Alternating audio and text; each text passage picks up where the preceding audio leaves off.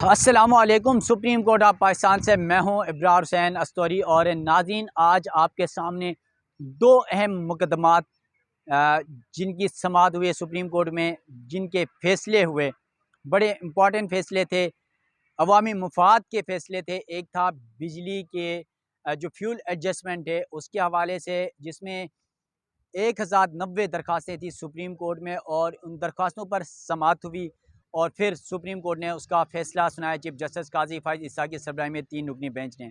उसके साथ साथ जो दूसरा बड़ा मुकदमा था वो था राइट टू इंफॉर्मेशन के तहत, यानी सुप्रीम कोर्ट के मुलाजमीन की जो तफसीलात हैं वो फ़राहम करने के लिए एक दरख्वास्त गुजार है मुख्तार अहमद की जानिब से दरख्वास्त दायर की गई थी। उस पर फ़ैसला तो सुप्रीम कोर्ट ने सुना दिया और तफसीलात फ़राहम करने का हुक्म दे दिया, लेकिन उस फैसले में बड़े सवालात भी उठ गए हैं वकला की जानिब से, सहाफ़ियों की जानिब से। वो ये सवालात हैं कि जो दरख्वास्त गुजार ने इस्तदा की थी, एक तरफ से उस इस्तदा को मंजूर तो की गई कि तफसीलात सुप्रीम कोर्ट फ़राहम करेगा, लेकिन रजिस्ट्रार सुप्रीम कोर्ट से वो रिक्वेस्ट भेजेंगे और फिर रजिस्ट्रार सुप्रीम कोर्ट उनसे पूछगछ करेंगे कि इस डेटा को कहाँ, क्यों और कैसे इस्तेमाल किया जा रहा है। उन तमाम वजूहात के बाद अगर वो मुतमईन होते हैं तो फिर तफसीलात देने के पाबंद होंगे। मगर दूसरी तरफ से ये कहा गया कि जो एक्ट है पार्लियामेंट का, उसके तहत सुप्रीम कोर्ट की जो मुलाजमीन की इंफॉर्मेशन है वो नहीं दी जा सकती। तो इन दोनों मुकदमात की तफसीलात आप नाज़रीन के सामने रखने की कोशिश करूँगा। तो सबसे पहले मुकदमा है राइट टू इंफॉर्मेशन का, जो मालूमात तक रसाई का। सुप्रीम कोर्ट ने मालूमात यानी राइट टू इंफॉर्मेशन एक्ट के तहत अपने मुलाजमीन की तफसीलात फराहम करने की दरख्वास्त मंजूर कर ली है, और सुप्रीम कोर्ट ने रजिस्ट्रार ऑफिस को 7 दिन में मुलाजमीन की तफसीलात फराहम करने का हुक्म दिया। इसके साथ साथ रजिस्ट्रार सुप्रीम कोर्ट ज़ाती हैसियत में 7 रोज़ में मालूमात दरख्वास्त गुजार को फराहम करें, यह अदालती फ़ैसला है। और जस्टिस काजी फ़ाइज़ की सरबराही में 3 रुकनी बेंच ने 27 सितंबर को इस केस का फ़ैसला, एक ही समाअत हुई थी जिस पर अटॉर्नी जनरल और दरख्वास्त गुजार मुख्तार अहमद ने दलाइल दिए थे, फ़ैसला महफूज किया गया था। उसके बाद जो है वो सुना दिया गया है। और अब इस फैसले में जहाँ पर 3 जजेस ने कसीर तादाद में यानी मुतफ़िका तौर पर फैसला सुनाए, वहीं पर जस्टिस अतर मिनल्ला इस बेंच का हिस्सा थे। उन्होंने एक इजाफी नोट भी लिखा है, वो इजाफी नोट आपके सामने बाद में रखूँगा, लेकिन पहले फैसले में क्या कहा गया ये आपके सामने रखूँगा। सुप्रीम कोर्ट ने अपने फैसले में कहा कि आर्टिकल 19A के तहत मालूमात तक रसाई शहरियों का हक है, और पार्लियामेंट का राइट टू इंफॉर्मेशन एक्ट का इतलाक सुप्रीम कोर्ट पर नहीं होता। यानी एक तरफ कह रहे हैं कि राइट टू इंफॉर्मेशन के जो एक्ट है पार्लियामेंट का बनाया हुआ, वो उसका इतलाक सुप्रीम कोर्ट पर नहीं होता, जबकि दूसरी तरफ प्रैक्टिस ऑन जो प्रोसीजर एक्ट है उस पर तो कह रहे हैं कि भाई सुप्रीम कोर्ट के जो मामलात हैं उस पर पार्लियामेंट कानून साजी करती है, तो वो तो मुमकिन हो सकती है। मतलब एक हफ्ते के अंदर ये दो फैसले में और दोनों में तजाद राय नज़र आ रही है। ये अब अदालती फैसला है, अदालत बेहतर समझती है, जजेस बेहतर समझते हैं, लेकिन सवालात ज़रूर इन दो मुकदमात को का मुआजना करने के बाद सवालात लोग उठा रहे हैं। फिर कहा गया कि रजिस्ट्रार सुप्रीम कोर्ट को अज खुद सुप्रीम कोर्ट से मुतल्लिक मालूमात शहरी को फराहम करने की हिदायत की जाती है, और 27 सितंबर को दरख्वास्त गुजार मुख्तार अहमद और अटार्नी जनरल के दलाइल मुकम्मल होने के बाद यह फैसला महफूज किया गया था। फिर दरख्वास्त गुजार मुख्तार अहमद ने सुप्रीम कोर्ट के मुलाजमीन की तफसीलात के लिए रजिस्ट्रार सुप्रीम कोर्ट से रुजू किया था। साबिक रजिस्ट्रार सुप्रीम कोर्ट ने तफसीलात फराहम करने से इनकार किया, और दरख्वास्त गुजार ने इंफॉर्मेशन कमीशन से रुजू किया। इंफॉर्मेशन कमीशन ने उस वक्त के जो रजिस्ट्रार थे सुप्रीम कोर्ट, उनको यह हिदायत की कि शहरी जिन्होंने दरख्वास्त दी है उनको ये तमाम मालूमात फराहम की जाए।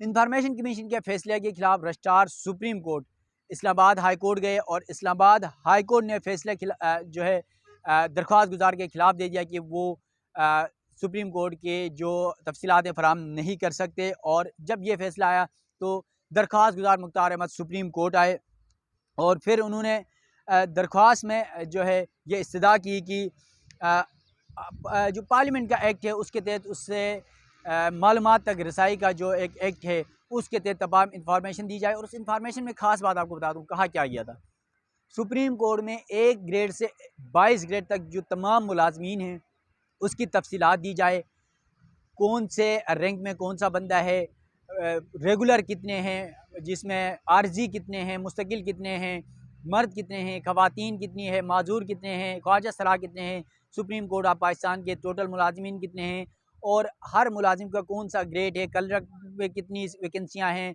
रीडर पे कितनी वैकेंसियाँ, इस तमाम की तफसीलात उन्होंने मांगी थी। और सुप्रीम कोर्ट ने यकीनन एक तरफ से फ़ैसला तो उनके हक़ में दे दिया। अब देखना ये है कि इसको हक़ में इसलिए भी मैं नहीं समझता, जहाँ पर दरख्वास्तें तो मंजूर की गई मगर गेंद जो है वो रजिस्ट्रार सुप्रीम कोर्ट के हाथ में डाल दी गई। अब रजिस्ट्रार सुप्रीम कोर्ट अगर दरख्वास्त गुजार के जो बताए हुए मामलात होते हैं जिसमें इंफॉर्मेशन पूछी जाएगी कि आपने इससे कहाँ इस्तेमाल करना है, क्यों करना है, कैसे करना है, अगर उससे मुतमईन नहीं होते तो वो नहीं दे सकते। मतलब फिर जाकर आपने एक अदालती फैसला एक इंतज़ामी अफसर के ऊपर डाल दिया।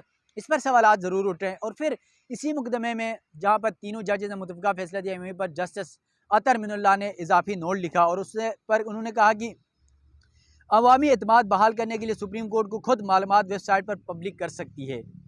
ये बहुत अच्छी बात है कि हर एक को पता चले। सुप्रीम कोर्ट जो है अपने मुलाजमीन की तमाम तफसीलात वेबसाइट पर जारी करे तो हर शख्स इस मालूमात को देख सकता है और लोगों के ज़हनों में जो सवालात हैं वो ख़त्म हो जाएंगे। फिर किसी शहरी को मालूमात की दरख्वास्त करने की ज़रूरत भी नहीं होनी चाहिए और आइन के आर्टिकल 19A के तहत तमाम मालूमात फराहम करना बुनियादी हक है शहरियों का। और फिर इस्लामाबाद हाई कोर्ट भी 2017 के एक के तहत जो है नहीं आती थी। इस्लामाबाद हाई कोर्ट ने रज़ाकाराना तौर पर मालूमात तक रसाई फराहम की। सुप्रीम कोर्ट को भी एक मिसाल कायम करना चाहिए। जस्टिस अतर मिनुल्लाह का ये अच्छा आइडिया है कि आप वेबसाइट पर तमाम अपनी तफसीलात दें। ज़रूरत ही किसी को नहीं पड़ेगी कि आप दरख्वास्त देते फिर सुप्रीम कोर्ट को, रजिस्ट्रार ऑफिस को कि आप हमें अपने मुलाजमीन की या जो राइट टू इन्फॉर्मेशन के जो हमें मालूमात चाहिए वो देते रहें। तो आपकी वेबसाइट में हर बंदा जाएगा, वहाँ से इंफॉर्मेशन कलेक्ट कर लेगा और ताकि हर चीज़ सामने होगी।